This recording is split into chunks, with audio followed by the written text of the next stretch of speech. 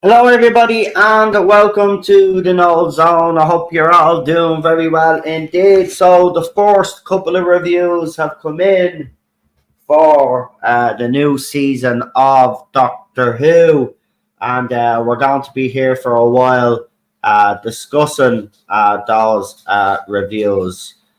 So, don't forget to like, share, and subscribe. So, it's being described as a show with a big budget and Zippier. Zippier is the word that is being used. Other reviews have said that it's witty, whimsical. These are all the words that are being used, and I was kind of thinking, if this show wasn't called Doctor, if you were an outsider actually, and you are wondering what this show was all about, you would think it was some sort of comedy. But no, these are what the reviews are coming out. Now, very interestingly, I've seen the reviews being three out of 5 stars, which is average, by the way, folks. It's good. It's nothing spectacular. So the first 2 episodes by listening to the reviewers out there are average. Now, is that good enough for a season opener? Well, we'll have to wait and see until we actually watch it ourselves. Of course, we can't really judge on reviews, but in saying that, we did see during the Jodie Whittaker era that a lot of journalists were lying about, and they were lying, by the way. They were lying about how bad the show actually was. They weren't telling the truth in the reviews. They were leaving certain information out. Now, you got to remember these reviews are embargoed, by the way, which means, the spoiler-free. This is a spoiler-free reviews that are going around. You won't get the spoiler reviews until the night of the actual double bill. So that's when you'll get to see what the journalists actually have to say. Because, spoiler-free reviews, they don't give too much away. They have all said that if you're new, wow, I'll take that one. Thank you, you're a star. They did say that though, if you're new coming into Doctor Who, that this was perfect for you, and I've got to be honest, that worries me because again, if the show is done properly, you don't need to keep refreshing the show to introduce the new audience to it. The way, what was that? Oh, I got some other stuff as well. Everything is just being thrown at me, so I don't know what's going on here, guys. Oh, it's something. Right, so I got some, what it is? Jazzles. The white chocolate with the, do you remember those? Yeah, do you remember those white chocolate with the little sprinkles on them? She got to bringing them home for some weird reason. Oh, yeah, I remember. Oh. Right. Sorry, folks. Distracted by the fucking white chocolate. And then we got regular dark chocolate ones. Right. That's a bit of a mouthful. I do like white chocolate. I know a lot of people don't. But I don't know. I think when I was a kid, I got my first Milky Bar. I was just yeah, they are actually nice, John. I have to stop talking because the little sprinkles on them. Anyway, look, it worries me because when the reviewers come out and say stuff like that, oh, it's a great jumping on point for new people or people that have never understood or never followed the show. That worries me because that tells me straight away that this show has yet again been watered down, right? So basically what's happening is you're dumbing down the show to chase this. And we said this already. I said it when RTD, the day that RTD was announced, I said it. I said, if RTD goes, trying to please everybody, he's going to fail, right? If he goes and does what Chips does and tries to chase an audience, he's dead and buried, right? And this is what's happening. He's chasing an imaginary audience. He thinks that people are just going to pick this up because it's on Disney Plus now, right? And he's hoping that some of those people, those degenerates, as we call them, that watch the Star Wars franchises, the ones that keep shiting out, are going to watch this crap, right? But they don't have the same investment as... See, this is what's all wrong about this. Everything's just flipped in society. Everything's just flipped in life, right? Hollywood's the same. Instead of actually, pleasing the fans or pleasing the general audience, you just put out good content. You just want to pander to a small minority. IGN gave the episodes 9. They gave She-Hulk 8. And a lot of the journalists, by the way, this is the most important thing that you need to realise now when all these reviews come out. And I'm talking about the spoiler-free ones, right? Always check who the journalist is, right? Because if it's a journalist from Screen Rant, Digital Spy, or the Radio Times, right? There were very few of those journalists that actually had the cojones to come out and criticise the Jodie Whittaker era. Now, there were some within those publications, and we always said there were a few that slipped through the net. Maybe that wasn't the case. Maybe they had to throw some out, right? But always check who the journalist is, because I'm being honest with you. More than likely, the journalist that's writing the article, if you go and check their wiki or their IMDb, whatever, you go and check to find out who the journalist is, right? They'll either have pronouns in their bio, they'll have a flag in their bio, they'll support some sort of fucking cause, right? They're not critics, right? These are people that are here to help the message be pushed by the industry. Remember that. They're paid shills in some cases, okay? They're paid to write positive reviews. And we've seen with BBC and Disney, they've been using bots also to push this, right? So be careful when you're looking at people commenting and praising this show to the hilt on social media. Make sure, because I'm telling you now, we've even seen it with the fight that we're having.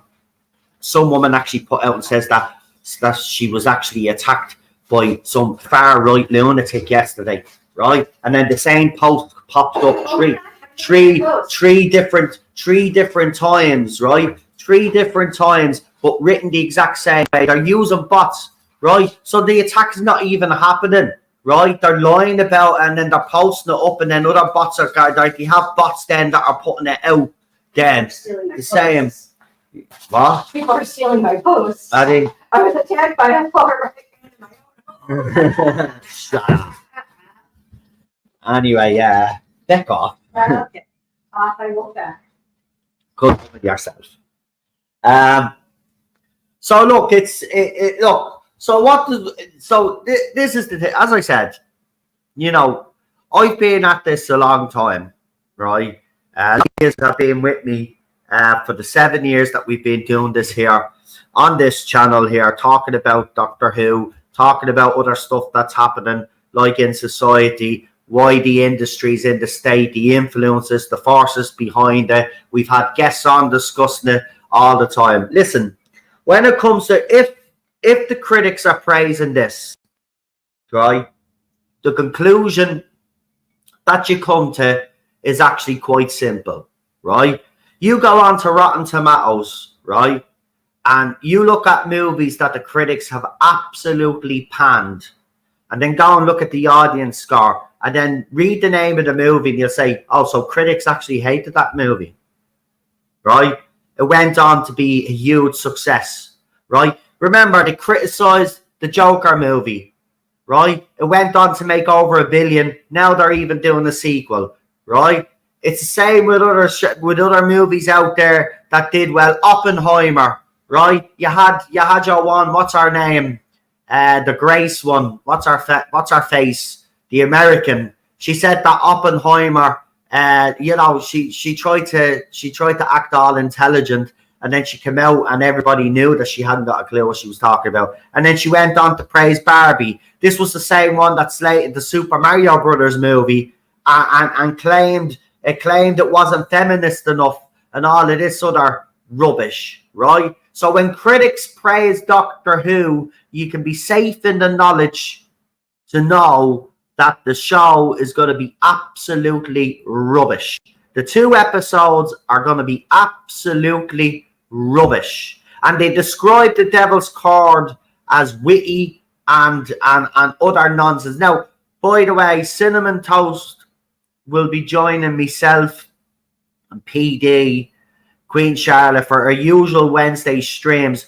He will be joining us Wednesdays now because he won't be here on the Fridays because I'm going to be just doing an afternoon membership stream. Brendan is doing his thing on his channel as well. We're leading up to obviously we're leading up to Doctor Who, so of course I'm focused on that now. As you know, yourselves now, there'll be a lot of content being thrown out there, me talking about. But tomorrow the guys will be looking at. I've already told Cinnamon, so the guys will be looking at the reviews tomorrow, right? The articles, and we'll be going into them in a much deeper depth tomorrow. So Cinnamon, PD, and Queen Charlotte will be giving their opinion. Of course, I'm here now giving you an overall summary, of course, of what I think. And of course, a lot of people will have to admit now, normally when I do streams like this and I talk about stuff like this, it always ends up being correct. I'm never wrong, right? I don't care what anybody says. I have never been wrong in the Doctor Who fandom. When I have said that it's going to be a pile of shite, it's been a pile of shite. Right? And I don't think this is going to be as good. I really don't. I think that fans are setting themselves up now for another. It's going to be more devastation in the fandom, and then you're going to have the other side then picking on vulnerable fans because they don't like it, because they'll accuse them of being racist. And trust me, by the way, folks, prepare for it. Prepare for it on Monday or Sunday evening, right? When everybody comes out and when most of the reviews will be critical, because I do believe they will be critical. The media and all Mr. Teabag and all of his friends will be out calling everybody racist, bigots and homophobes and transphobic and all of this by Monday, right? And they'll hound and they'll abuse and they'll harass fans in this fandom like they did. History is repeating itself all over again. What's he have to do? Did he do what? Right, so he's had to get an air. She's had to get an air fresheners, but Teddy thinks it's a bot. Oh my god! He's playing with it in there, taking it off. Anyway, sorry about that. Madhouse today. But we're good. She loves doing that when I'm on my flow. But she doesn't do it on purpose. That's the thing, though. She actually doesn't.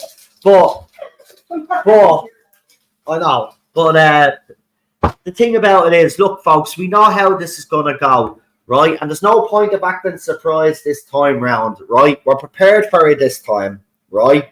And if any of these little gobshites want to come anywhere near anybody, you just let me know, because the bottom line is this, right? Nobody's going to be harassed in this fandom under my watch. And I know there's other YouTubers out there as well that are going to defend you guys, right? We're going to have you as our backs, because we're not going to go through this again with fandom. I mean, it's the same. Do you know what? I'm actually, do you know what? The fact that this consumes so much of even my time, right, is mind-boggling to me. 10 years ago, this would have been mind-boggling to me. I'd be sitting here laughing or they're complaining about a TV show. But it's the same when because obviously I'm involved in the stuff that's happening here in Ireland. As you know, I was in Newtown, Mount Kennedy yesterday with my fellow Patriots, while the rest of the country was in Dublin. And well done to everybody in Dublin, by the way. The numbers were absolutely fantastic. We actually had a decent crowd in Newtown, Mount Kennedy as well. And it was nice to see the country rise up. But even there in society, right? And there, I see the type of tactics they use, right? The labels that they use and how they conduct themselves. And unfortunately, entertainment has become part of that. It's become part of their tool. Same with the music industry. You know what I mean? It's all connected. Everything that they left. I said this I've been saying this for years though, but I reiterated it again a few weeks ago. And I said, the climate change, right? All of this fucking transgender stuff, right?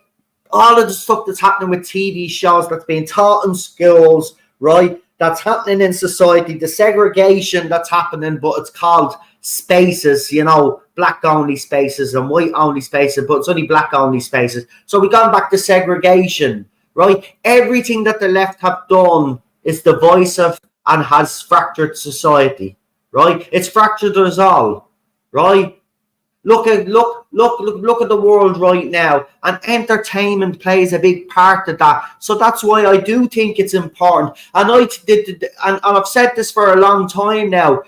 They're all connected. So you can't get away from talking about politics in your entertainment because it's there front and center, right? So what Doctor Who is going to do, like every other show out there that we've seen, especially sci-fi, you know, we've seen it with Star Trek, we saw it with Star Wars, and now Doctor Who has been receiving the same sort of treatment for the last few years. Obviously, even in the Peter Capaldi era, coming to the end of that, there was a lot of stuff in it, but it wasn't as bad as what we got under the Jodie Whittaker era, Chris Chibnall era, right? But it's going to be even worse again. They up the ante every time, right? So it's just going to get worse.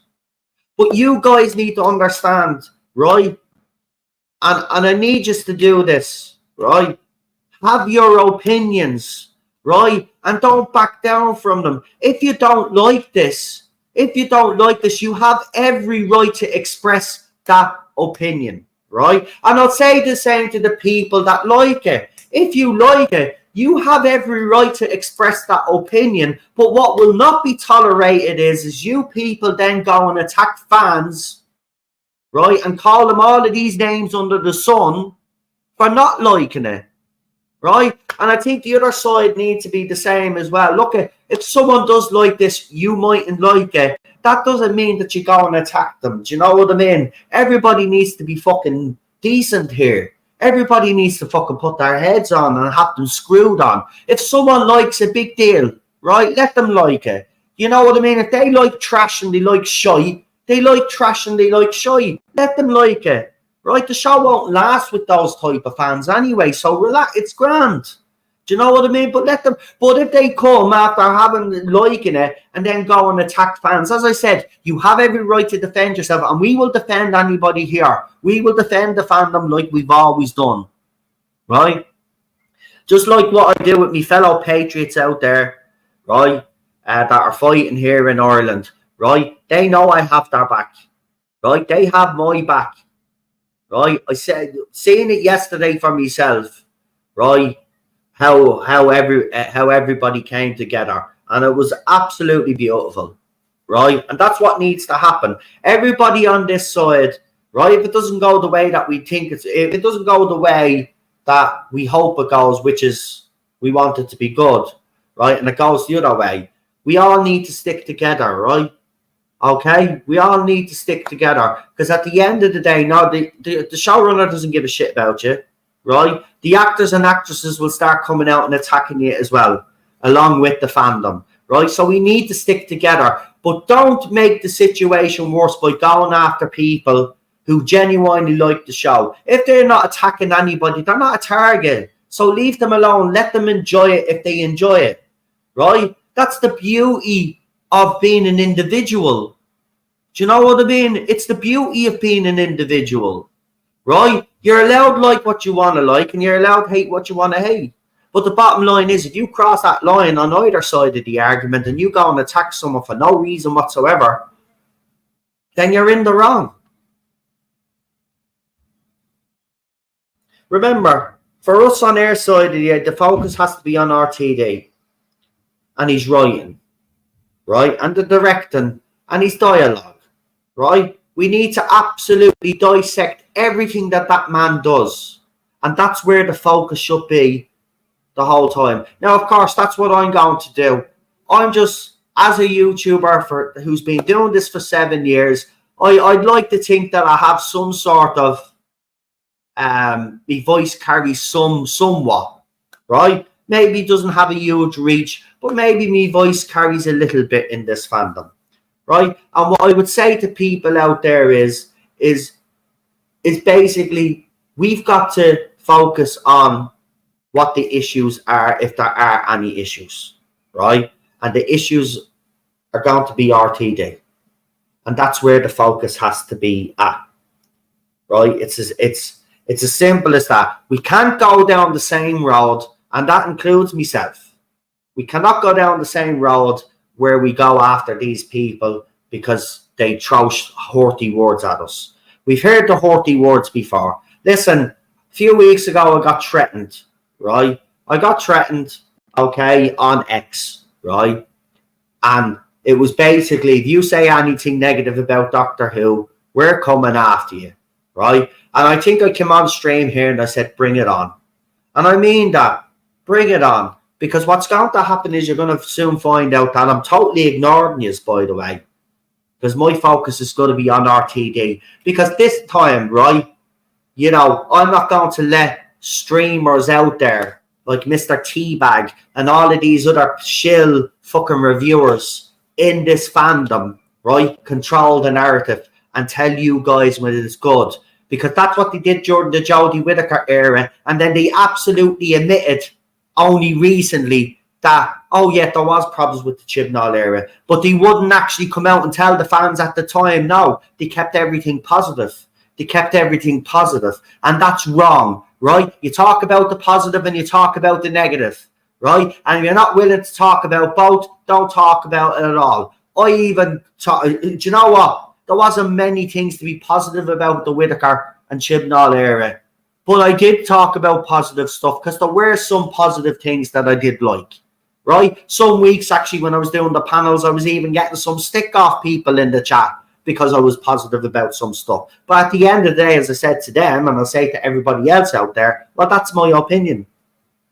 You don't have to like it, right? That's my opinion.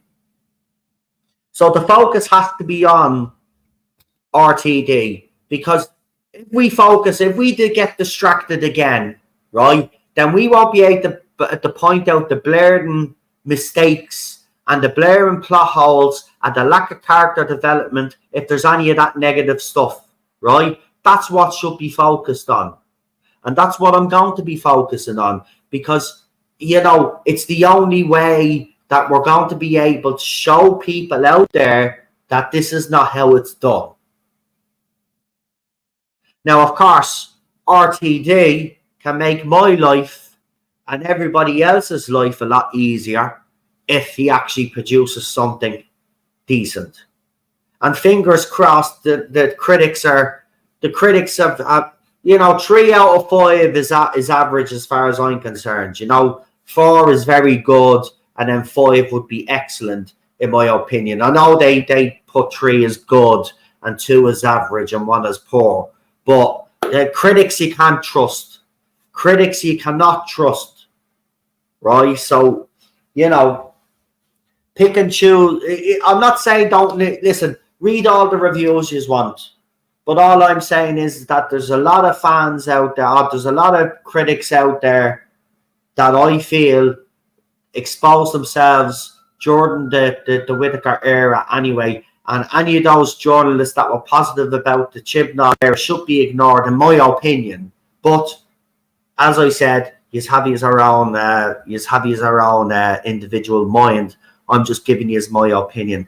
Now let's see who's in the chat, because I have been talking for a few minutes there. And thanks for joining me. And look, I just want to apologise to you guys on this channel, especially because I know I haven't been streaming as much as I've either promised or I said I was going to do. It's just things over the last couple of weeks and months, to be quite honest with you, have been absolutely crazy. Things in Ireland are actually, you know, things are happening in this country. You know, I've been busy and it's just gotten, you know, it's just kind of, the bottom line is I haven't gotten the balance right, really, have I? And it's yeah, last night I came home, I was totally wrecked. I mean, I was gone. And it didn't help it. It didn't help with United being beaten. But I called it when we were on the way home. I told a couple of the lads I was watching the match tonight, and he said, "Who are you playing?" I said, "Crystal Palace." I said, "We're going to get thumped." And they go, "Why do you say that?" Because I said, "Olise is on the pitch." And I mean, when I call it. But there you go. I mean, anyway, I better stop giving myself praise there. Nobody else gives it to me, so I might as well give it to myself. Well, yes. Fucking shocking. Anyway, though. So we've got YW 2324 who's been liking and loving my AI videos, so thank you very much for that. They also said this would be interesting. The reviews don't look good. No, the reviews have been positive. I'm sorry, but I know people will say that the reviews overall have been positive, right? They've all given it either 3 stars. It's just we're saying it's crap. They don't look good. That's what it is. The reviews have been positive. I'm sorry, but that's the truth. They have been. I've read a lot of them, and the majority of them that I've read are all positive. Right? I'm not saying there's not any negative reviews out there. There are certainly negative reviews out there, but on the whole, it's mostly positive. And that's why I'm saying, and I think you've been here from the start anyway, and you heard me. I says, you know, that worries me that they are being positive about it because we can't trust the critics. Zippier means faster, more fast pace. Witty as well was another word. So that's what Zippier means, YW 2324. So it's basically more fast. It's another word of saying fast paced. You know, so apparently this is, and that's another thing that worries me as well. If the story has to move, if the thing has to move so fast, then there's hardly a fucking plot here. And with RTD coming out and actually saying that the Devil's Card was full of subplots, and I know Cinnamon was like saying, well, we can't really judge on that, and he was right. But now that we kind of heard this now, I'm kind of am worried. I am worried. I think this is a pile of crap. I honestly do. And I think they know it.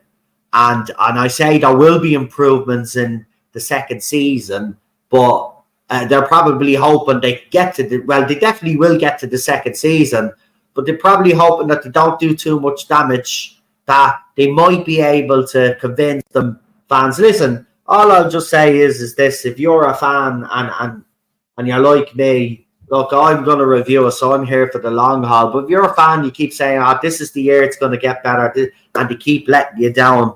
You have to come to a point where you say to yourself, "Well, maybe that the show is not for me anymore." So there you go. So who else have we got there? We got Bad Wolf 66, as I said there. Cinnamon Toast is who I said will be joining us every Wednesday now. Delighted for that. He'll bring a more balanced view to the panel anyway, because he's more optimistic than most of us. But in fairness to him, it's been rather difficult for him the last couple of weeks with stuff Shooty and RTD have been coming out with. And everybody saying hello to Teddy. Teddy is doing well, by the way, folks, and so is the missus. So I know you do all ask, so I'll just get that out of the way. Real Super Doctor saying about the sweets. Yeah, they have them over here still, mate. They still have them here. And I've got the dark chocolate ones as well. Yeah, I got the There's no artificial flavors and all of that, so they're good. They're actually not and I think they're the original Hannah's. I think they are the original ones. I'll send you a photo. Hold on.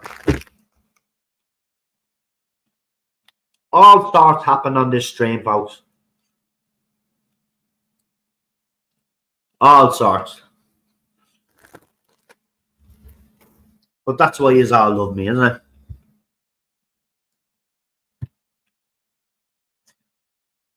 Cinnamon asks, there's a great question there. What's this obsession they have with the new audience soft reboot after 4 series? 10 was a soft reboot. So was series 11 and now 14.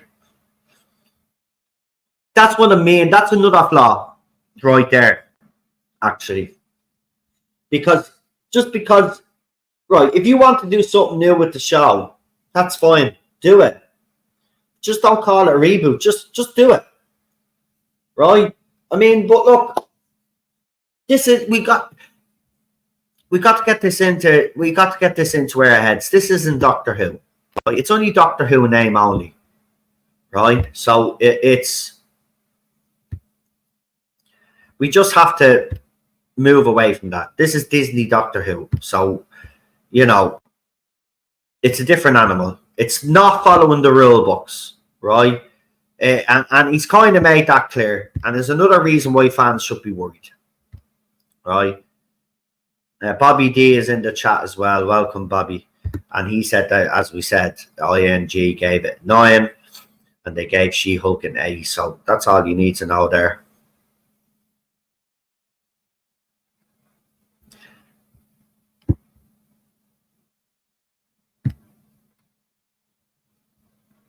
We got a fellow patriot in the chat.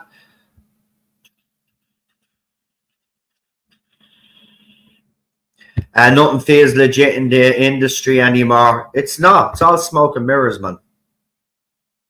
Michael's in the chat as well. We got Matt in the chat. We haven't seen Matt in a long time. All of RTD's interviews have been rigged and scripted, so crap. It's like he wrote them himself.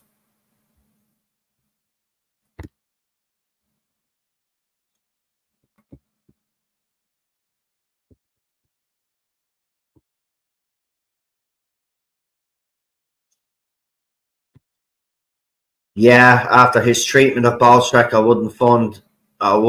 would help fund his lawyer. I mean, look, again, this is what these reviewers will do, and this is why I'm saying we have to have each other's backs, because they're going to come after me big time. Listen, stop me from saying that negative about the show. Well, then maybe you should get on to the showrunner and tell him to write something good, right?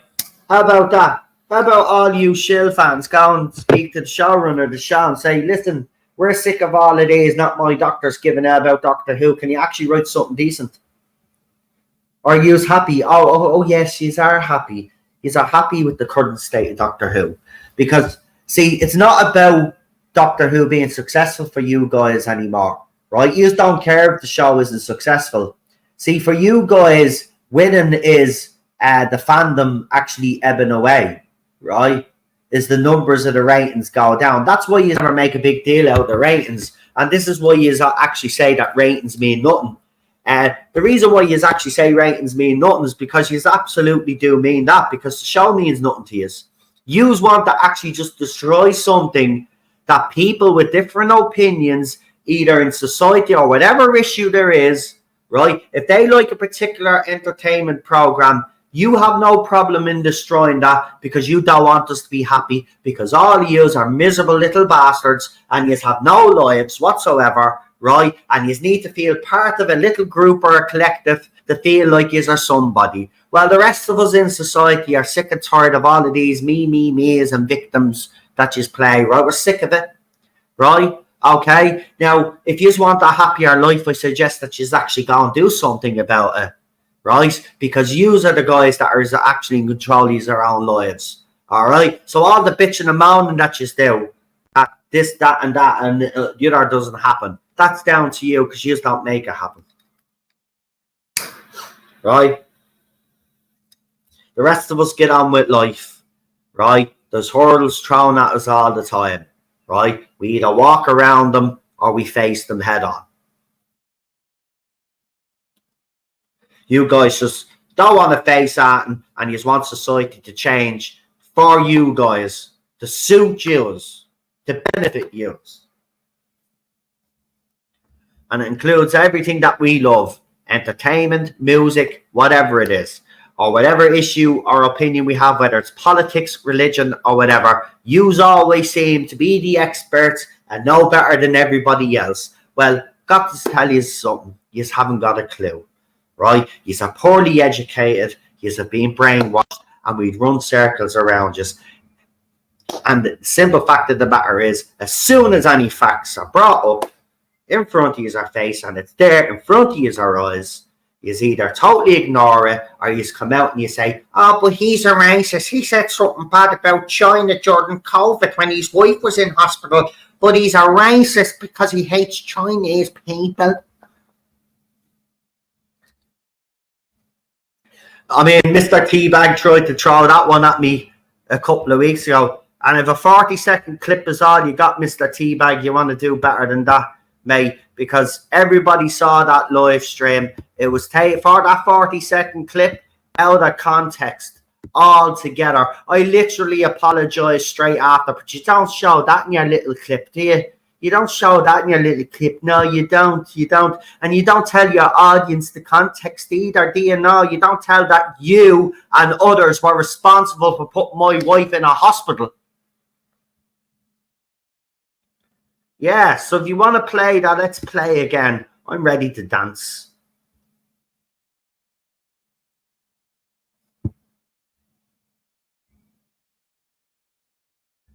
That's why now, you know, do you know what? These kind of years in the fandom kind of prep me for what's going on in Ireland now.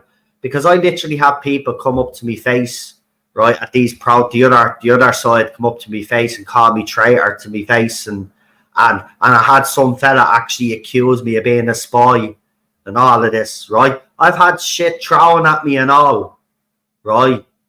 And I'm not backing down.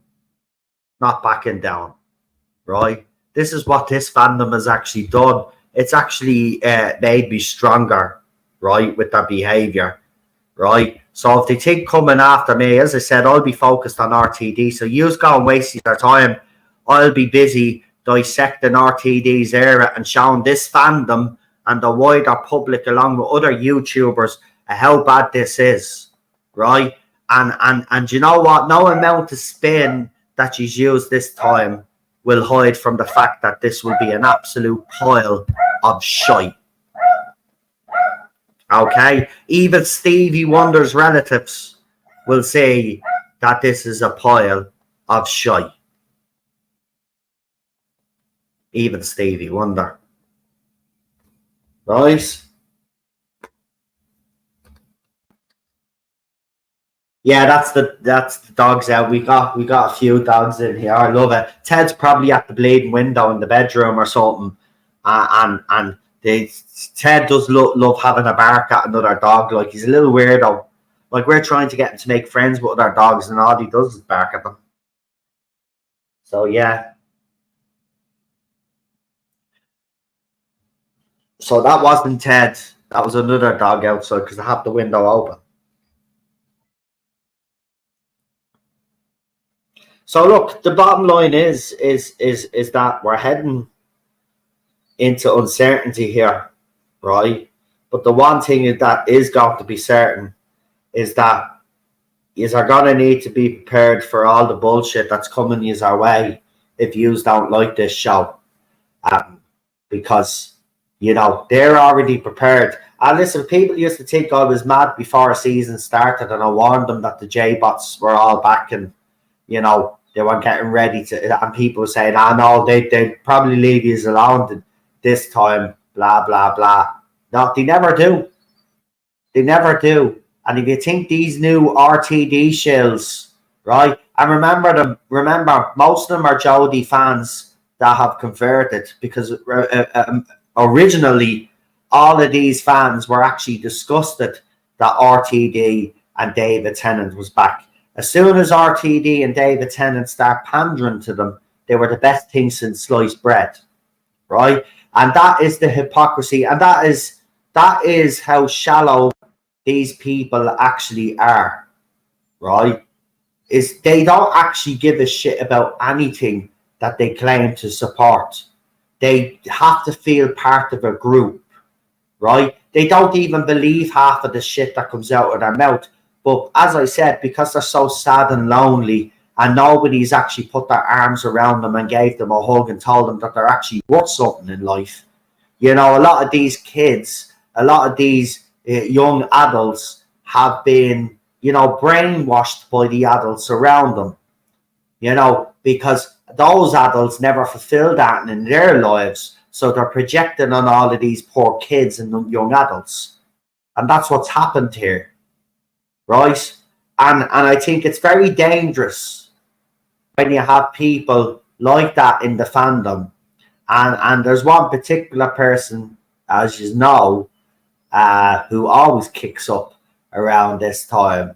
I've mentioned him a few times, but he's a very dangerous individual, right? Because I can guarantee you, right, the first bit of criticism that comes this show's way, he'll be on his YouTube channel, he'll be on his X account complaining about that person, doing hit pieces on that person, trying to silence that person for having a view and an opinion on a TV show because he deems that person racist or a white supremacist or whatever the shite that comes out of his mouth. So you're going to get that. And you've got to remember, everybody needs to rise above it now. That includes me. You know, they want the attention. How you beat them this time and how you shut them up permanently once and for all is show how bad this era is actually going to be, right? If it does end up being that way, of course. That's how you shut them up. You show them the facts, right? You show how poor his character development is. You show how poor the dialogue is.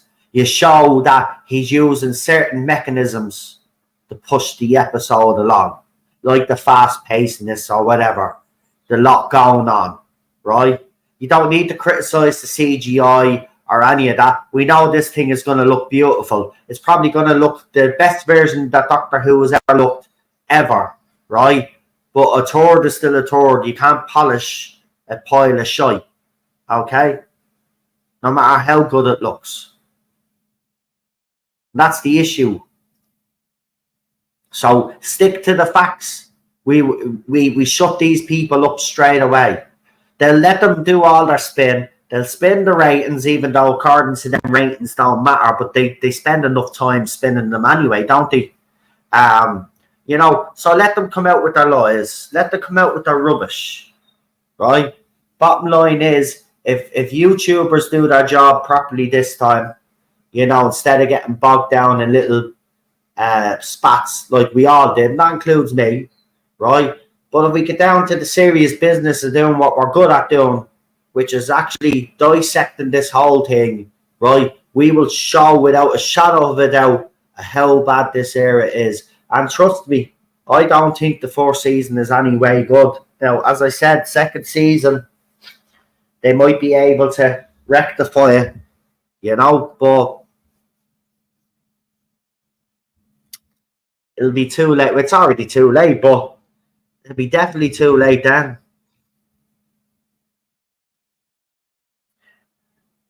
Said he doesn't have bad opinions or takes. No, because he's perfect. He is. He's perfect. He's a little angel. He's never done anything wrong in his life. You know? Right, his opinions. Listen, half of the shite that he spews, if someone actually just came back with facts with him, he just sends you some data from someone that's being paid by some fucking company that supports all of this shite. They don't have facts to back up, they never have. They never have, right? today, right? I'll give you a funny example of how the left are stupid, right? In this country, so yesterday, Bank Holiday Monday, Irish people in their thousands marched in Dublin, right? From the Garden of Remembrance to the Customs House. At the GPO, right, where this big protest was passing by, you had maybe 100, 150 lefties there making a lot of noise, as they always do, because they like to make a lot of noise to make it sound like they have big numbers. Unfortunately for them, there's drone footage of them outside the GPO as the march goes by, right? And then there's photographs taken of them. And you can see the moment where they're absolutely devastated because they know they've lost the narrative in this country. Facts have been thrown at them now for the past few months, right? And they've resorted to the usual screaming at you, calling you names, putting labels on you, right? Sharing little shitty little videos thinking it's some sort of win, but not actually doing the most important thing, coming back with counterpoints or coming back with factual stuff to back up their bullshit. And that's all the left are, smoke and mirrors. And it's about time that everybody copped on their side of it all, in society as well. They have no facts, right? So there's no point of fighting with these lunatics, right? The bottom line is that in every country that you're in, it's your job as a citizen to make sure when the next general election comes around in your country that you vote these lefty assholes out, right? And then you can start making improvements to your country. But it'll take a while, but we'll get there because they've taken years to infiltrate every fucking facet of society. So it's going to take fucking years to undo everything that they done. But listen, this is the thing with the left. There's one thing I will give them, and there's one thing I've always gave them. The one thing that's wrong with our side, right, and it's the same in the nationalist movement as well, actually, right? Right, the left in this country are organised, right? Now they're starting to lose their grip now, and that's clear to see. But it's the same everywhere, not just in Ireland. But there just doesn't seem to be the same amount of organisation from the right here or the right in any other country. It seems to be very chaotic, and it's the same in fandoms as well, right? It seems to be very chaotic, right? We could easily dispel every piece of bullshit that these people put out in the fandom. And we did. Remember, a few of us did streams over the time where Mr. Teabag was coming out with absolute rubbish about crap about the Jodie Whittaker era. And in a couple of videos, people showed the facts and absolutely took this fella apart, right? That's what needs to happen with every single one of these people, right? If this ends up being bad, just dissect everything. Once you dissect it, they've nothing to come back at, right? And as for the ratings, listen, Disney are not going to come out and say how many people have watched, right? The ratings of it, see, that's streaming again hides from that as well. But it will be very interesting to see what the actual TV ratings are for this. And it'll be interesting to see if it beats The Church on Ruby Road. And if it doesn't, well, I think RTD needs to throw some water on his face and actually look up in the mirror, look at himself and realise the reality of the situation and say, I'm not good enough for this, and walk. Do the right thing. Don't do what Chips did and hang around. Do the right thing and step down. Take your team with you, and then BBC, then balls back in your court. Go and bring in some sci-fi writers, right? Give it one more go, right? But at least do it with sci-fi writers. And if it fails, it's at least we could say he's tried and he's brought in some sci-fi writers. That's the thing. If you actually show the effort, right, we'll actually praise the effort. And if it doesn't quite work out, we'll give these as our fucking flowers, right? But we'll say it's time to put the show to bed.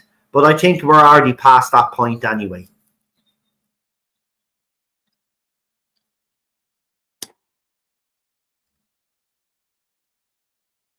But as I said, the lads will be on tomorrow with Queen Charlotte, myself, and they'll be going into they'll be giving me their opinions on this. Now, of course, I am kind of jumping the gun in thinking that it's going to be bad. But I've came to that conclusion or jumped to that conclusion for a very good reason. And the very good reason is the experience that I've had with critics in these 7 years. And I know, like a lot of people out there that do this type of thing and have been calling out Hollywood or different parts of the industry, know when critics praise something, 98% of the time, it's rubbish. Right? It's rubbish. Because the critics aren't critics. Right? They're activists. Activists first. Activists that got into journalism. Now, there's nothing wrong with activist journalists because we've seen them throughout our history. But the type of activism and the stuff that they're pushing is an agenda and it's dangerous to society. And we've seen the result of that in every country around the world. Except for those countries that have decided they've had enough of the bullshit and they've just decided that none of this nonsense is getting in here. Right? Those countries aren't in upheaval. Right? But all of our countries are in upheaval. America is in upheaval. Right? And people are not linking it all together and thinking, oh, hold on, maybe there is something on this leftist agenda isn't really working out, is it? But no, we'll probably continue this because, you know, as I said, you've got to get them out. And the only way you can get them out is taking control of your individual country. And how you do that is you vote out the politicians. Then you put in the politicians that you believe, or the people that you believe are going to do right by your country, right? And you need politicians in there that are willing to get rid of these NGOs in all of these countries that have control the narrative and get funding by the taxpayer of each country, right? You need to get them out of your schools, get them out of your institutions, get them out of everywhere, your entertainment industry, right? That's the bottom line. I'd start even looking into where people did their education, right? With their acting education. And if it's some wokey school somewhere, that's it. You're out in your ear, right? Done. Do you know what? They've went around the past 10, 15 years cancelling people and making people lose their jobs. So maybe it's about time that they lose their jobs because, let's be honest, they're not qualified, right?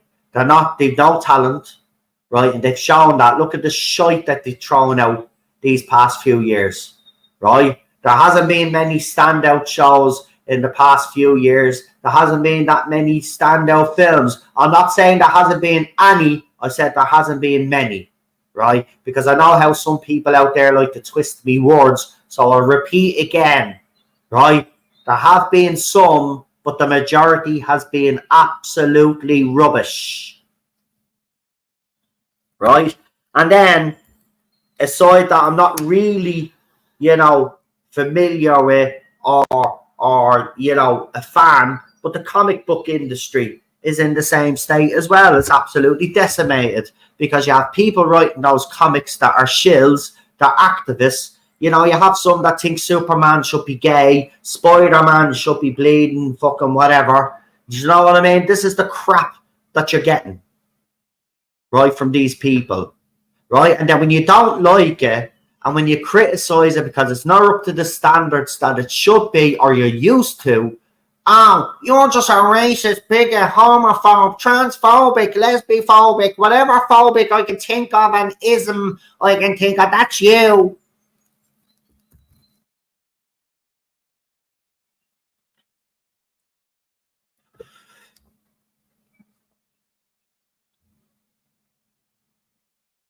Look, I watched the movie the other day. What was it called again? It was a horror. It popped up on one of the things that I have. And where is it? It was called... See, I'm not good with these new horror names. Ask me an old horror, and I have it. I not a bother to me. And you know what? It actually had a black lead in it, a woman, right? There it is. Yeah, it's called Imaginary, right? Now, IMDb gave it a 4.7 out of 10, right? On Rotten Tomatoes, it got a 56% score, and on what's a Metacritic, I think it is, it got 34%. So look, it's not one of these top of the line fucking or glamorous fucking horror movies. So basically, it's about an imaginary friend, right? And you know what? As I said, is it the best horror movie I've ever seen? No, by far, right? It's not, right? But it was a decent movie. It kept me interested. Had the right enough tension, had the right enough build up. You know, the ending was a little bit rushed, but again, that's a modern thing with movies now. They kind of rush the end. There's a lot of build up, and there's a lot of, in some movies, there's a lot of build up and there's a lot of prep, and then the end feels kind of rushed, and this did. But the main lead actress in it was black, right? It didn't stop me from enjoying it. She was actually a great actress, right? And I thought, that's why she's in this movie. She's actually a great actress, right? So, if you're given something that's written decent, has a good plot, right? As I said, the final act is a little bit rushed, but overall, I enjoyed the movie, right? It's not one of these big budget horror movies either, by the way. So it's a low budget, I would say, a low budget horror movie, and actually made its money back.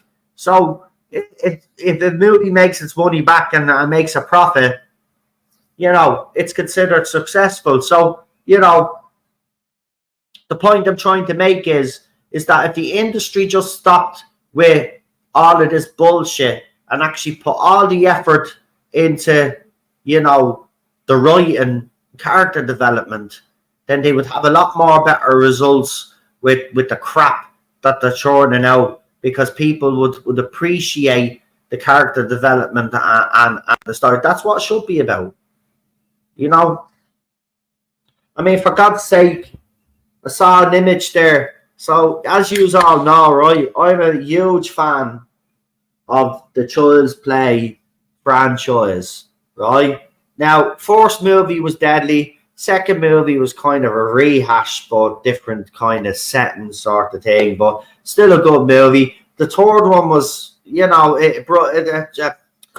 Chucky 3 is all right. I mean, it's the army one. It's good. It was different, Then you had The Bride of Chucky. Then after that, then I lost interest, and I did watch the new Chucky movies that they made. Not to say the Chucky or any of those shit ones, but the ones they did later on after that were actually pretty decent. And then, of course, because of success, they decided that they were going to do a show. And I did enjoy the fourth season. And then, I don't know what happened. Well, I enjoyed the fourth season, but I think I got 2 or 3 episodes into the second one, and I gave up. And then I just saw a photograph thrown up recently on X. So Chucky has gone from, well, Charles Lee Ray, by the way, has gone from, voodooing himself into a doll, killer doll, turning himself into a doll that kills, I should say. He's gone from that, right, killing people as a doll, to actually now kissing kids, basically, in the shop.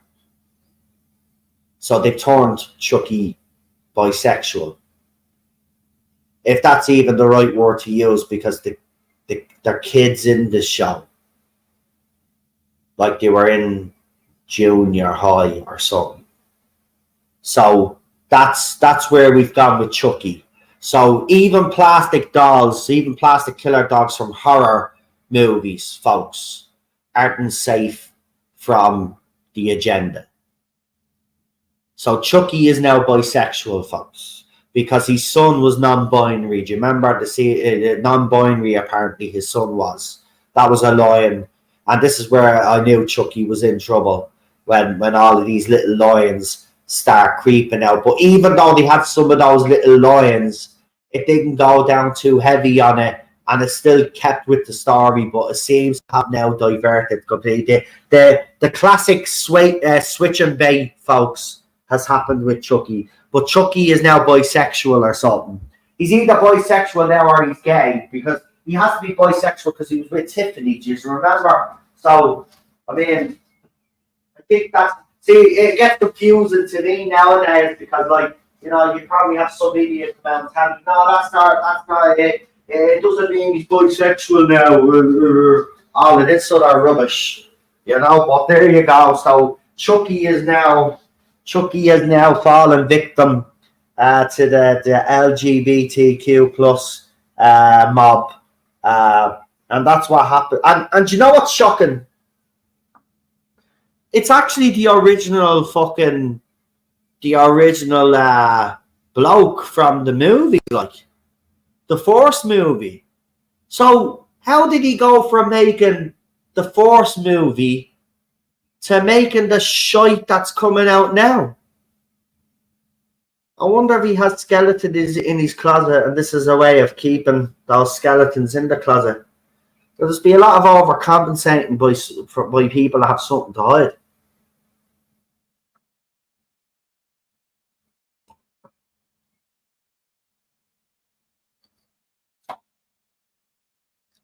It's madness. But look,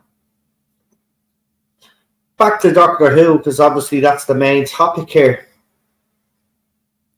But critics have not to be trusted when it comes to the reviews of this show. Now, I'll say what I said during the Whittaker era. The best thing for you guys to do is to watch for yourselves and judge for yourselves, and then go and watch YouTube reviewers. I think if you go in with a skewed opinion because you've watched another YouTuber, I don't think that's really fair, or giving yourself the chance to properly review it. But look, the fact that they have been positive, as I said, worries me, because it means that it's not good. And if it's not good, then, as I said, we're in this situation where all hell is going to break loose again in the fandom. And, as I said, we have to concentrate on what's important here, which is the fact that these people are paid shills. As someone said it in there again, of course they are. We've been saying this for years, and there's a few in the fandom as well. And remember, you have your usual suspects in the fandom, the cheerleaders, the ones that will be telling you that I'm a racist, bigot, homophobe, the same usual labels that they throw at me. Don't waste your time, by the way. And this is directly because I know you're probably watching me right now. So just directly to you, I'll just say this. Don't even waste your time coming after me because I have a different opinion to you. Right? You just do your little streams and use your buzzwords, as Cinnamon said there. Right? And you try your very best to convince the fandom that this pile of shite that's called Doctor Who is great, while I will actually deal in facts. Yeah, I will deal in facts. I won't deal in smoke and mirrors like you do. We will deal in facts. And the fact of the matter is that from what we've seen from RTD and what he's produced so far, has not lit the excitement under this fandom. It's been pretty average. I would say that's been even generous. It's been bang average what he's delivered, and it looks like what he's going to deliver for the first 2 episodes of a new season of Doctor Who is going to be bang average. And if people are okay with bang average, then fair play to you. But I'm not okay with bang average. We've had a lot of crap these last few years. We deserve more than bang average. And if that's some sort of self-entitlement, then okay, yes, I am being self-entitled.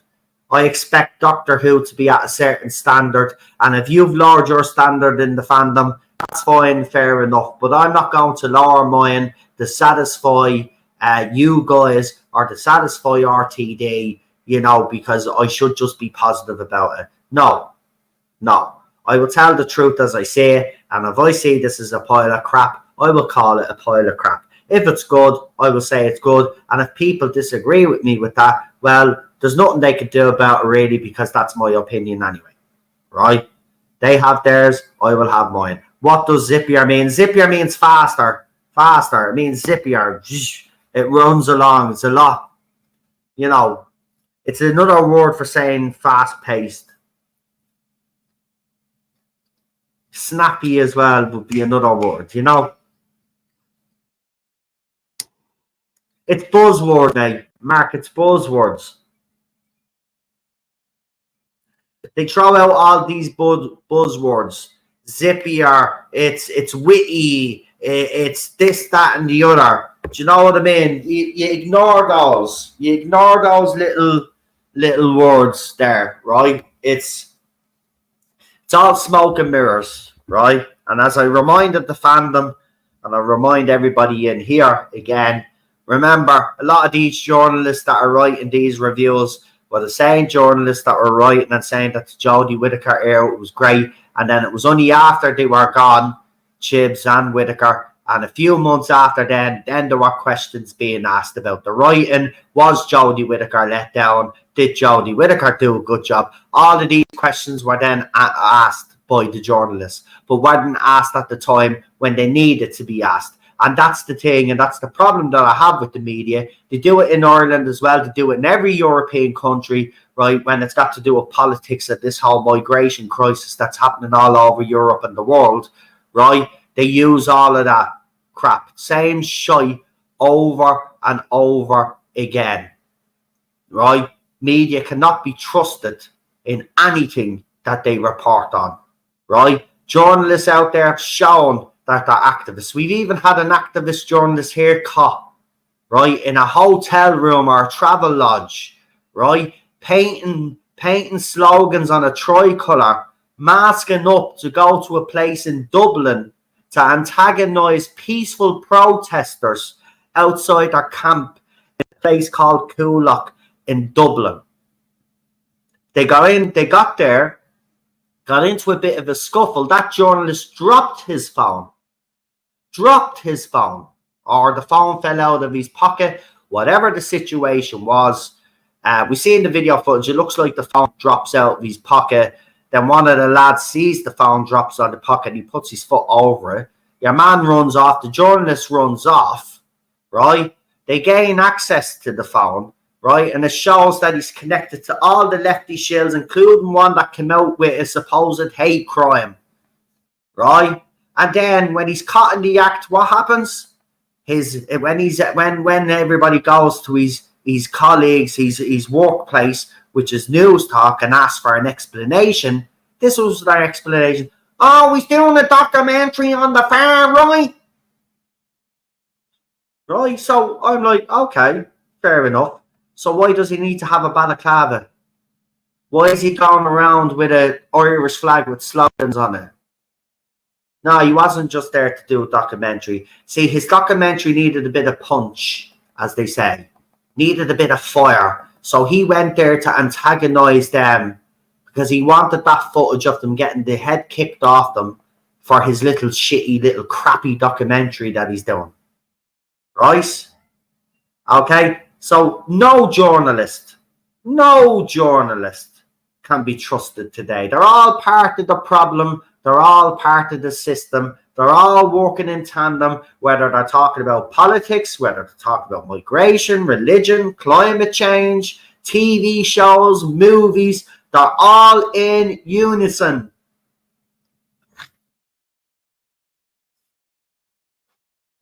There may be a couple of hundred out there in the whole worldwide world of journalism that are honest and that are decent, hard-working journalists. But their voices, unfortunately, are overshadowed and you know, they're silenced, right? And we've seen that. Anybody comes out with an opposing view, people don't like it. There's a pile on. Before you know it, jobs are lost and their lives are completely ruined. This is what these people do, right? And they've used the journalists to help them. And the only way they can do that is if the journalists think exactly the same way as they do. And that's exactly what it is. Because they're all activists. None of them. None of them. If you see a journalist write an article about Doctor Who in this upcoming season, I swear, man, you can mark my words, right? You go and check the bio of even more than half of these journalists, and they'll have some sort of activism, they'll have some sort of flag in their bio, or they'll stand for some sort of fucking lefty, lunatic fucking thing. Because that's what they're all about. They don't give a crap about telling the truth to fans or telling the truth about stuff that's going on in the world out there. No, they don't give a crap, right? They get paid good money, man, right, to do what they do, right? Some of these fans that are in their fandom now that will shill for fucking RTD and others, right, have received generous benefits off RTD by getting to see their episodes or having shit named after them and all of this other shit. They're not going to tell the truth about Doctor Who, right? They're going to follow the narrative because it pays to tell lies. It pays to keep the truth from the fandom because, you know, this is what I mean. These people call themselves fans of Doctor Who. No fan of Doctor Who would sell out or sell their soul while watching the show fall down.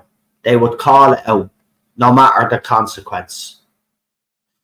And that's what I don't like in this fandom, right? Is that half of them don't even have a backbone, right? And if only half of them even started to come out and tell the truth, we'd actually get somewhere here, right? Because BBC would lose the narrative then, right? Because you have people that supported the BBC coming out and saying it is a pile of crap, right? But until those people actually have a backbone and actually do the right thing, this is what we're going to be facing now these next couple of years anyway with Doctor Who. You're right, now journals are blatant activists, as are the police. Yeah, you're right. The whole system, mate. The whole fucking system, right?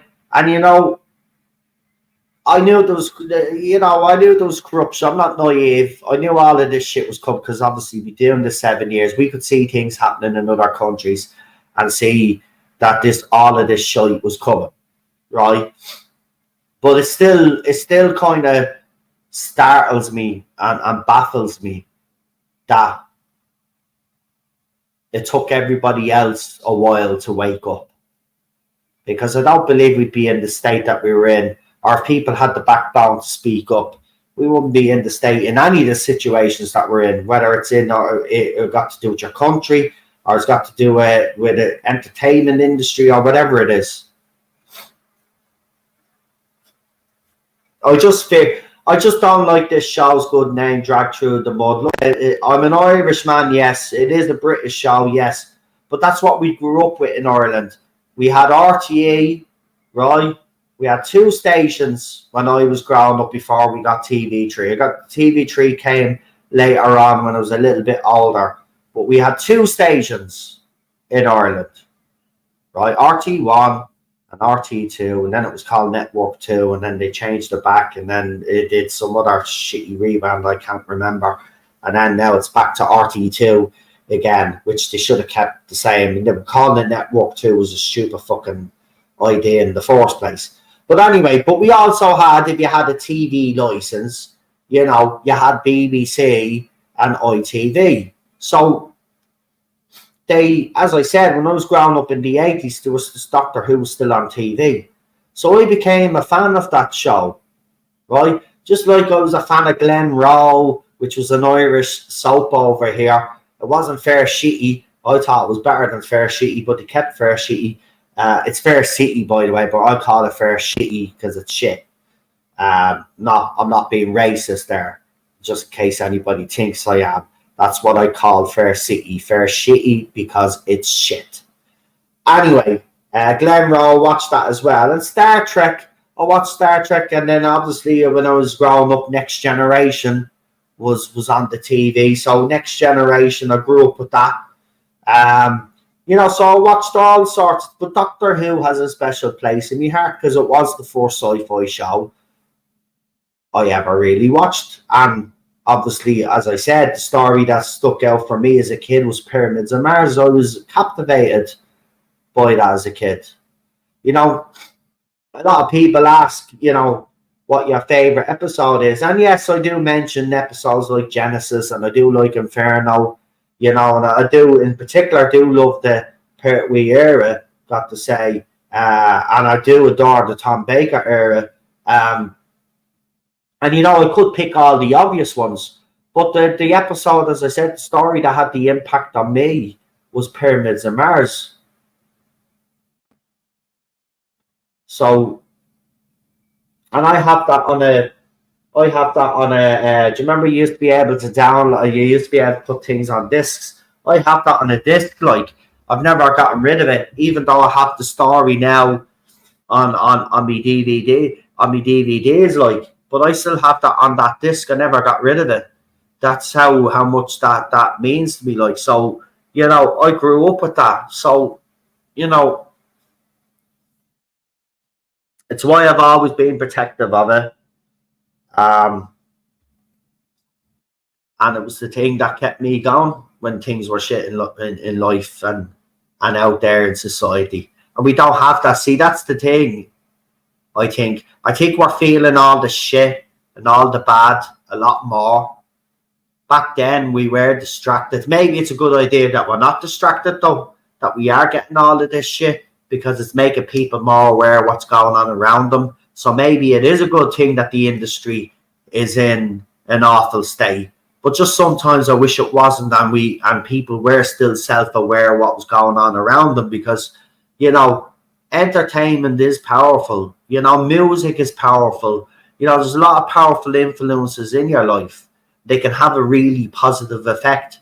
And also, at the same time, they can have, as we're seeing right now, a negative effect on society and a negative effect in general. I do think it is time for people to wake up. I mean, everybody still hasn't woke up. I mean, I don't know what else it's going to take for people to wake up and see what's going on around them. You know, the thing about it is, if you think about it, once you start getting the politics side of it right, and you get all these people out, then the rest will fall in line. Well, they'll have to. You know, the industry will change. Industry always changes with the times anyway, always has. So they'll just revert back, right? They'll just revert back, and they'll just pretend that the last 10, 15 years didn't even happen. Do you know what I mean? That's how fickle they are. They don't even actually support any of these causes. So when they push black people in cinema, they don't really give a fuck about black people. They're still racist, right? Nobody's saying there's no racism out there, right? We're saying the level that everybody's making it out to be is not what there is. But the industry is racist. It's a bottom line. It is, right? But that's not our fault. It's not our fault that we shouldn't have to pay as the consumer. Right. The bottom line is that there's a lot of black people in the industry now that are actually powerful, band together and force the industry to change. But don't overcompensate either. And I know that there's a lot of actors and actresses out there that are black that think it's absolutely ridiculous the way they've gone, that it's gone one way, that there's no balance. Do you remember, people used to say that, we just want we just don't want diversity and inclusion. Okay, that's fair enough, but this isn't diversity and inclusion now. It's diversity and exclusion because now white people have become surplus because they've over like everybody does. If they're racist deep down, they overcompensate. And that's what you're seeing in America right now with the president of the United States. Like, he was notoriously racist when he was a senator. There's actually still videos today. The Biden supporters don't talk about that. He was literally going around calling them the N-word. The both N-words that they had back then, saying they couldn't do this and do that. And this is the president of the United States now. And all of the shit that you see him doing with all this wokery fuckery, right, is him overcompensating for being a shitbag. Because he is a shitbag, and so is his son. They're both shitbags. That family is a bunch of shitbags, right? But that's what's happening now. That's why he's let the degenerates run loose in the country, because this man's trying to prove to everybody and try so hard to prove that he ain't racist, that he's an inclusive president. But deep down, again, when he's in the Oval Office, if he could even if he's even aware that he's in the Oval Office, I can guarantee he gives two flying fucks about those people that he pushes. Because this is the thing, folks, just like the industry, it's all fickle, it's all false. And this is why I have come out against people when they say that they support the LGBTQ plus community and they support black people and they support... No, you don't. You're just like the rest of the little lefties out there, right? You give zero fucks about them. Zero fucks. The new thing is migrants, right? You talk about migrants. Not one of you lefty little twats will take a migrant into his home. The excuses come up, we don't have enough room. Is my personal favourite. Right, my personal favourite answer. We don't have enough room. I wouldn't be able to do it because I'm very busy with work and all that, but you have time to come out here every week in March. But you haven't got time to see, these people, just, you don't listen to them, right? They wouldn't even do it, right? But they expect everybody to take them into their, but they wouldn't even take them into their home or their communities. Right, once they're in the working class area, it's grand. Just dump them in the working class area, it's grand. Once they're not anywhere near me, out of sight, out of mind. And we've seen it recently in this country. The old residents of D4, I think it was, were very upset that migrants were going to be put there. And then the biggest race baiter in this country, Hazel Chu, who's former Lord Mayor of Dublin, gets on radio and says, those people have a right to complain. Yeah, but when the working class do, Hazel, you call them racist, don't you? You call them far right, don't you, Hazel? See, it's contradictory by them all. Always is. Everything that the left do is projection as well. Because as I said, if you look at the demographic of the left and you were to break them into categories like they do, you will find that there's a lot of people that are a danger to children. There's a lot of people that are climate weirdos. They're all in different gender crap, right? All of this, you can put them all into little categories, right? But there's one common theme throughout the whole lot of them. Every single one of them have mental health issues. Every single one of them. And the reason why I say that is because the whole world is dealing with a mental health crisis right now. The pandemic really did screw everybody up. Anybody, there's people out there that have never suffered from mental health that are suffering now. Everybody was psychologically fucked up with the pandemic. And anybody that says any different is lying. Everybody was screwed up, right? And that's what's wrong with the world. Everybody is screwed up right now. This is why you're seeing the chaos.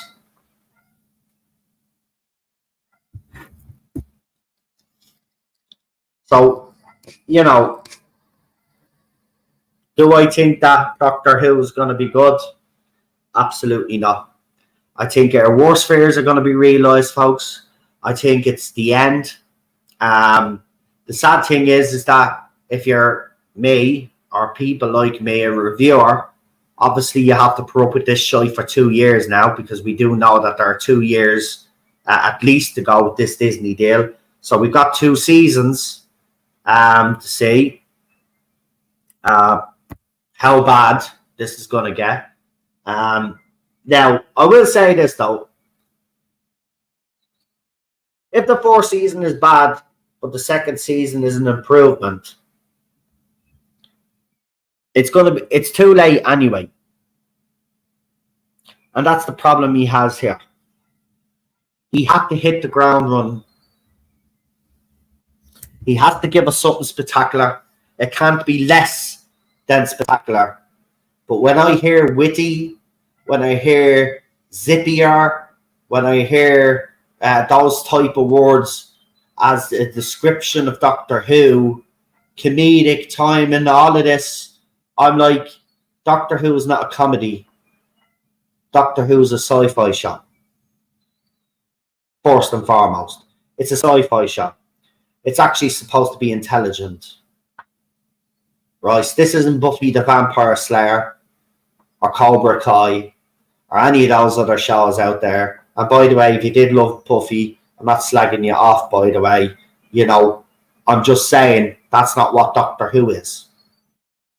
And it seems to me that RTD and others are desperate to turn Doctor Who into some sort of Buffy the Vampire Slayer or High School Musical or whatever other fucking shite that you can talk, that you can comprehend. That, you know what I mean? That isn't Doctor Who. Doctor Who is a sci-fi show. So when I hear those words witty, yes, Doctor Who can be witty, but it's got to be done properly. When I hear, you know, comedic time, all of this, no. I know that's kind of a new element with New Who, and I can't really complain. But if that's going to be more of a focus, then no. Doctor Who still has to be grounded at some level, and it doesn't. And I don't believe that this is going to be grounded. I don't believe it's going to be grounded, and that's going to be its biggest flaw. And the fact that I don't believe it's going to have, because it is a British institution and a British show. What's made Doctor Who unique is the fact that it's a British show and has a British lead. They seem to be moving away from that with the Americanization, with the Disney thing. So I think it's going to lose its Britishness. I don't care what your opinions are on Shooty Gatwa. I was excited.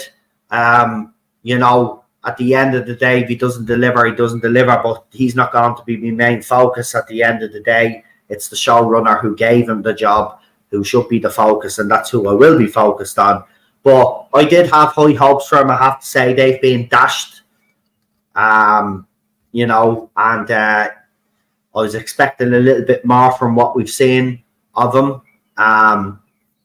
So I'm not totally convinced there. But again, with Shooty, as I said, he won't be the main. It'll be the writing, character development, you know, the plots. If there is any plots, according to RTD, there doesn't seem to be many plots going on, but we'll see if there's a fucking plot.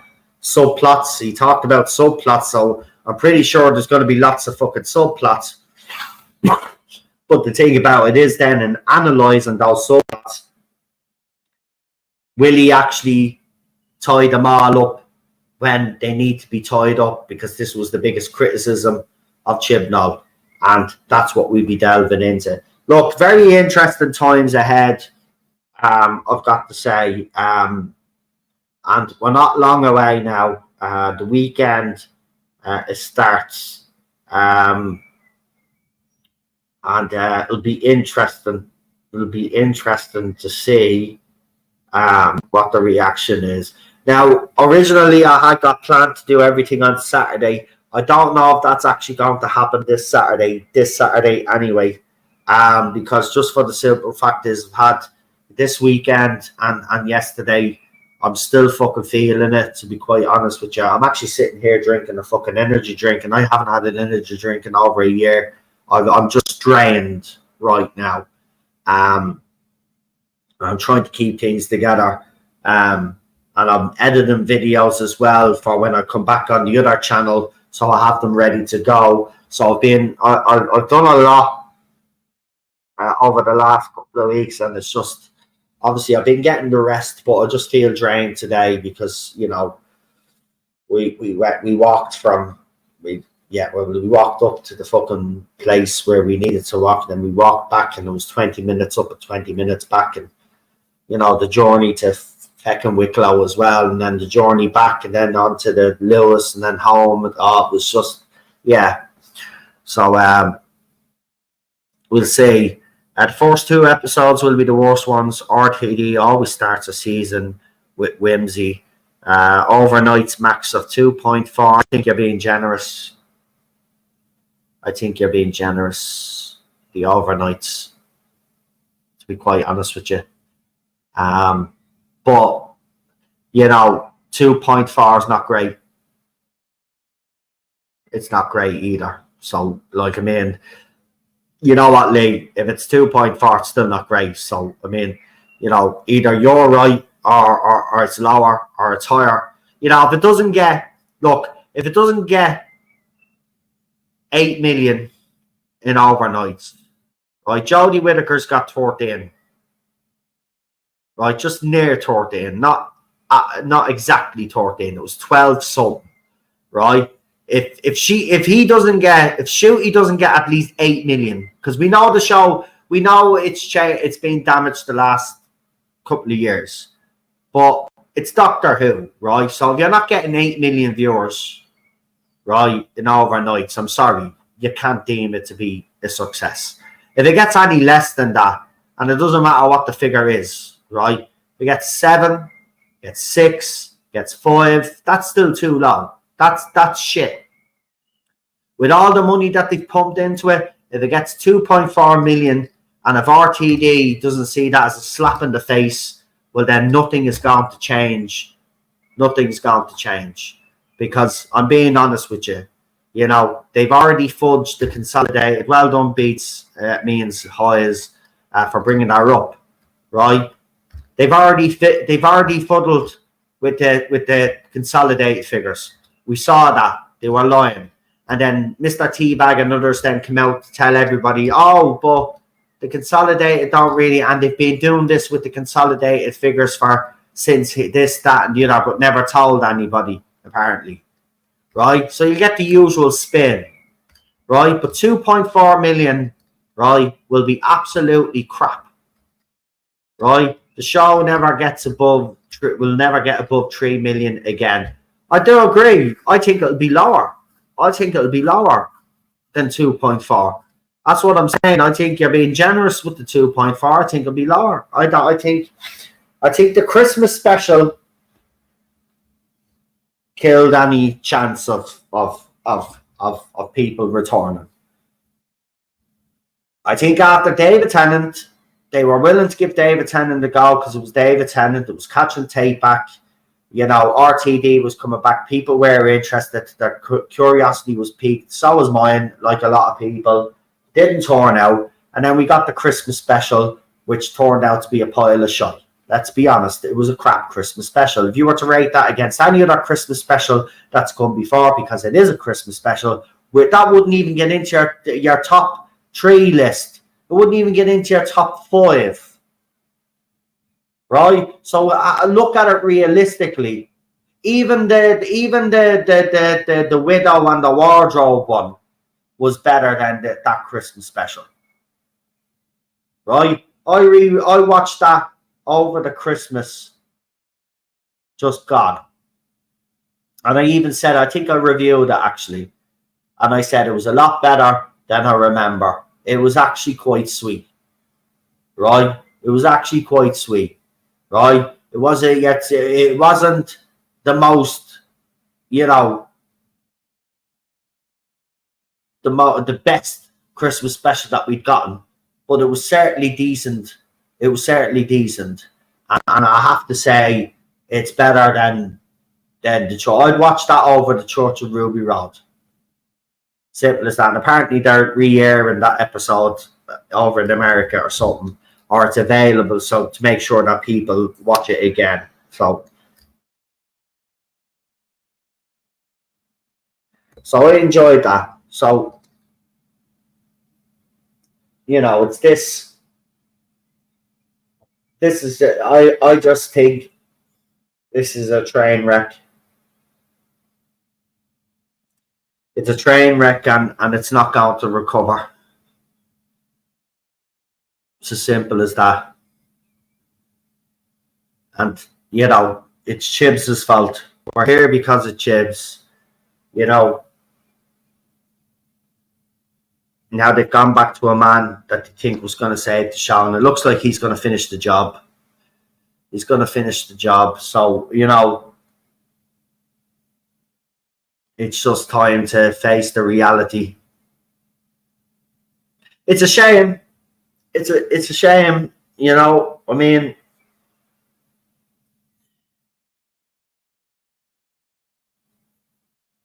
this is not what should be happening to this iconic show, but they don't care. Look, they don't care about your IPs, right?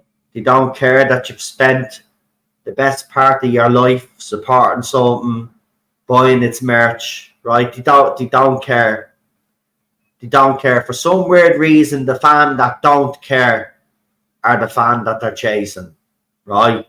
The person that has absolutely no clue about canon, or gives a shit about canon, only gives a shit who's fucking who, or what their pronouns are, or what flag they have in their fucking bio, or whatever. That's what they're interested in. They're not interested in story, or character development, or plots or subplots, or clever little pieces of dialogue, because it'll go over their heads.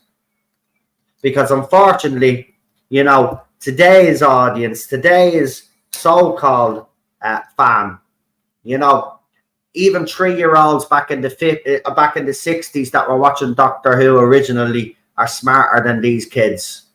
And that's the problem, right? These kids lack the intelligence, so the show has to dumb down to cater to these people. But what they don't realise happens then is fans like me that have grown up with the show, with the clever dialogue and all of this, great character development and stories and all of this, right?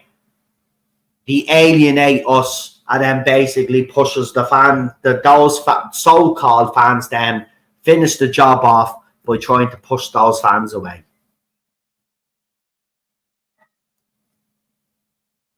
So the media will come out and say, well, fans are not watching it because they're racist, homo. So if it does go pear-shaped and they can't cover this, they can't cover up how bad it is, they'll come out with the articles. Doctor Who was right. Doctor Who fandom is racist. Doctor Who fandom is homophobic.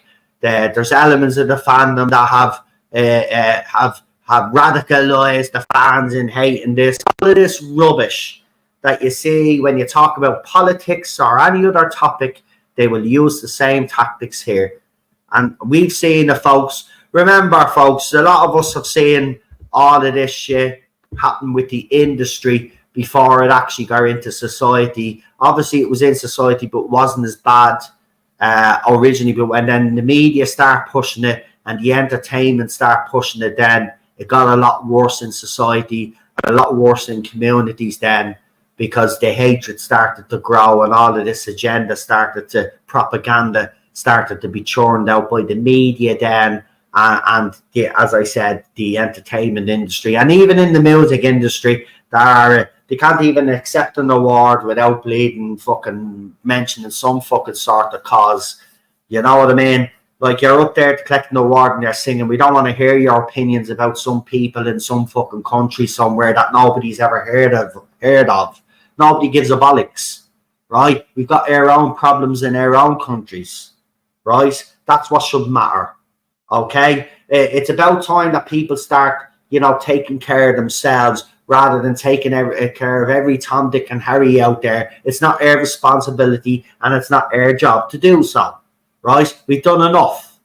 Okay? Now it's time that we look after ourselves so our people and everybody else in society is happier. Because I can tell you now that everybody in society is miserable. And the left mostly. Right? Those poor little fuckers, half of them need a hug. Half of them should be locked up as well because, they've got skeletons in their closet, and I do truly believe that. Right, we see it time and time again with a lefty activist up on charges for some fucking dirty little scheme or dirty little fucking crap that they've been up to, right? Okay, you don't see right wing people being arrested for any of that shit. No, it's always lefty little things that infiltrate fucking parts of society and then are ousted as little fucking pests. Just like Mr. Teabag and his mate, Mr. Vance, little sex pest, calling out. He had the cheek then to be calling me out.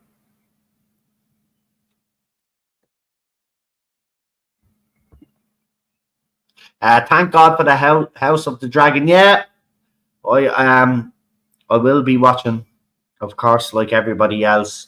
They did surprise us with that. But, I always remember, Lee, we have to be cautious. And it's their fault. It's the industry's fault for doing this. But we've had good seasons of shows before.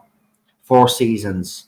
And then in the second season, then they've done the switch and bait crap, as they always do. So we have to be very careful, we'll know pretty early on with House of the Dragon which way it's going to go. Are they going to keep going the same way? And if they do, then they're going to have another Game of Thrones on their hands, right? Which would be brilliant because I think we need another show like that. Because the Game of Thrones did leave a huge void because it was so popular. But the last season was absolutely dire. But maybe this is their way because I think HBO have tried to make it up to the Game of Thrones fans, and this is why I think House of the Dragon was made.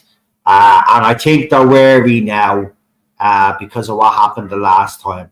And look, it looks like so far lessons are learned. But will they go back to old habits? Well, we'll have to see when the new season comes out. And if the new season, as I said, continues the same path as the 4th season, and it's just concentrating on telling a good story and character development, showing us all the backstabbing like we used to love with Game of Thrones, right? Then I'm on board, fully on board, bring it on.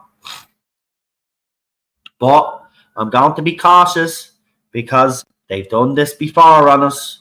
They've done this before. Mando started off pretty well, and look how Mando turned out, right? It descended into chaos, okay? So they've done this before. So don't be fooled. All I'm saying is let's see what happens. But I'm pretty sure they've learned that. I'm hoping they've learned their lessons. And it looks like, as I said, they have. Let's hope they keep it up. And if they do, fair dues to them. And, there's a lot of Game of Thrones fans that will be, they've come back. They weren't sure about this show at first. They were all prepared to slay it. And they realised that they actually had something good here. A fair play to those reviewers because it could have been very easy for them, especially because most of them are Game of Thrones fans who are devastated the way the last season ended. They could have very easily threw the show under the bus, but they didn't.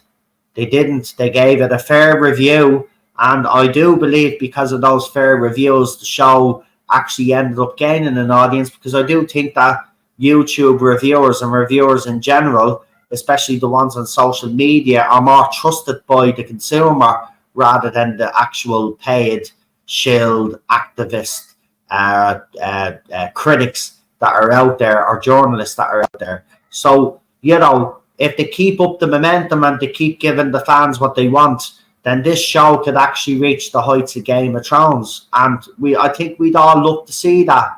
And you know what? HBO deliver fair dues to them.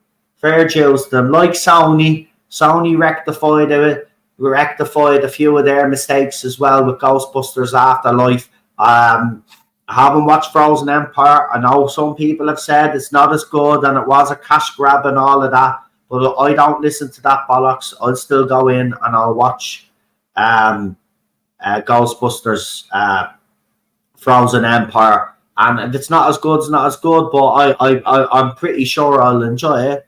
I'll still enjoy it. But sometimes that happens. Look, Ghostbusters, it was always going to go that way. You can hardly, with a sequel, even with the original Ghostbusters 2 is not as good as Ghostbusters 1, right? The Ghostbusters Frozen Empire was probably never going to be as good as Afterlife, right? And there's nothing wrong with that.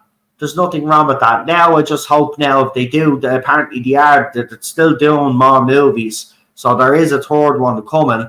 I just hope now they see that maybe this movie didn't perform as well, and the third one, because sometimes the third movie can be better than the second one.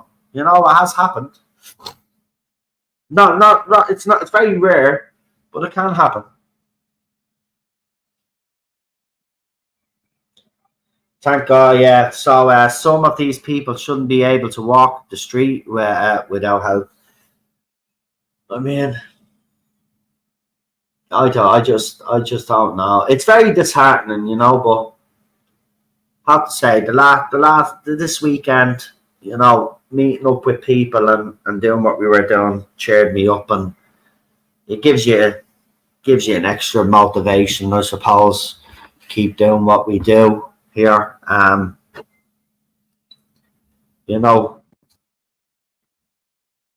So yeah, that's really it. I just don't know what else to say. I just think, that we should be prepared, because I don't believe that he's going to deliver, which is a shame. But hey, there's nothing. Look, it's in the bag. Season 2 apparently is it already in the bag, or it's just in the bag? So whatever will be. But he really needed to do something special, and I don't think he's going to do anything special, and that's sad. But what can you do? What can you actually do? There's nothing we can do. We just have to sit back like everybody else and hope that it's not as bad, because we always hope that it isn't bad, so the reputation of Doctor Who isn't ruined any further. But I think we know where this is going, folks, and I think we know that the reputation of this show is going to be dragged further down, which is a shame.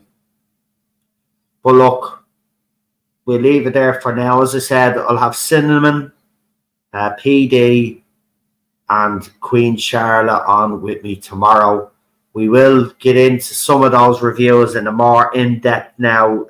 We'll have the articles, and we will be reading some of those reviews for you guys, so you can hear firsthand. Some of you have probably already read them, but for people that haven't seen them, we will read those reviews out tomorrow. We'll get the panel's opinion on those reviews as we gear up to our season 14 reviews and panels and watch-alongs and all of that other stuff that we do here on the No Zone. So come and join me for that. Now, I will be streaming on X, but not for long. It'll probably be about a half an hour, 45 minutes. But it's obviously, as you all know, I do have a second channel called the Irish Zone. But right now, I'm not allowed to post anything because I tried to put up a video which was showing the plight of Irish people throughout the history of the country. And apparently there was an issue with the video because apparently I was glorifying violence. And that was in relation to the fact that I was, the video was showing images of the Irish Republican Army, the sectarian side and all of the bad stuff that happened in Ireland. But what kind of baffled me was there's actually documentaries about the troubles here about Ireland on YouTube. Yeah, I get hit for a 3-minute video, right, that just showed images and played an Irish rebel song. So I was able to premiere the video. As soon as the premiere ended, I get a notification. I go in and it informs me that they've removed it. I appealed it, which I knew, and I even said to the people, I'll appeal this, but I'm wasting me time. I appealed it. I was wasting me time. So I can't stream for 7 days. I think that was 3 days ago. So I think there's 4 days to go. So for anybody that's interested, that follows me on the Irish Zone, is wondering why I haven't been streaming, that's the reason. But I do have all the footage that I gathered from Newtown Mount Kennedy. I've also gathered some footage from Dublin as well that I will be throwing up on the YouTube channel as soon as I'm able to. But tonight I will be on X for, we used to stream on X originally, but I will be on X tonight for around half an hour just discussing what happened in Newtown Mount Kennedy yesterday. Because obviously all the attention is on Dublin because of the big march in Dublin, which is fine and fair enough.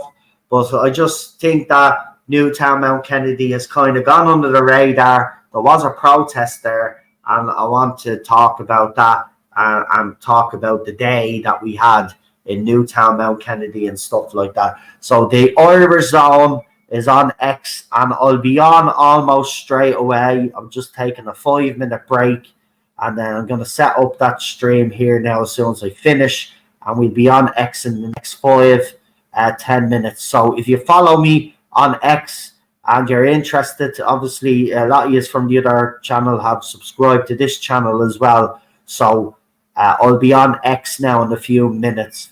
And I'm sorry I haven't been able to stream on the other channel. It is frustrating. It has happened on this channel, so I'm used to it. But it is frustrating because there seems to be one rule for one and a different rule for me, because anytime I seem to post that and there seems to be an issue, even talking movies, I get limited on this channel. It's absolutely becoming a bit of a joke, to be honest. But there you go. What can you do? So thanks everybody for tuning in. I'll see you all again tomorrow, as I said, with me guests. And as I said, Cinnamon will be joining us permanently on Wednesdays. And of course, because we'll be doing our review panels on Wednesday, Queen Charlotte PD, obviously Cinnamon, and then of course I always try to get 1 or 2 or maybe a special guest to join us each week. I have asked Dan from the Spacebook if he's interested in coming on, and we're gonna go and do what I always do during these times, go and throw the invites out and see who bites and see who is willing to come on. And remember, as I said, we always try to bring on people that are special guests and have them in on. So our panel is set, which is PD, obviously Charlotte and Cinnamon. They're the permanent panel, and then we'll have a special guest, hopefully, each week. That's the plan. It doesn't always work out that way, but you know yourselves, guys, the constant will be PD, Queen Charlotte, Cinnamon, and myself. So come and join us for those. We're looking forward to it. I have to say we're a little bit excited to tell or ask Cinnamon if he wanted to do Wednesdays, and it was great when he said yes. So there's a bit of excitement there. So something to look forward to, folks. So as I said, join us for that, and I'll see you over next in a few minutes as well. So I'll see you tomorrow. Have a good one, folks. Don't forget to like, share, and if you haven't subscribed to this channel, please do. And if you haven't subscribed to the Irish Zone and you're interested in politics, you don't have to, of course. But if you are interested, come over and join me there. A couple of the guys that are mods here have joined me over on the other channel as well. And it's absolutely wonderful to see. I have to say, it really does humble me because, you know, no matter what I do, these guys always support me. So it means a lot. And so do yous. So it means a lot. I just want to, you know, I always say this anyway, but I just want to let you know, make you understand that I know I wouldn't be able to do this without you guys tuning in and watching me streams. So it really is appreciated. And of course, I will have a few more AI videos. I know the AI videos are not, you know, doing stellar, but there are a few people that seem to like the AI videos. So I'll continue to throw them up and stuff like that. You know, come up with some mad ideas in the head, and then I see what AI can do, and they're the images there that you've seen. So I'll do a few more then for some people out there that like them. So keep watching for them. Keep watching for me over on the other channel as well, and look out for me on X. So have a good evening, folks, and I'll talk to you for the next one. Bye bye.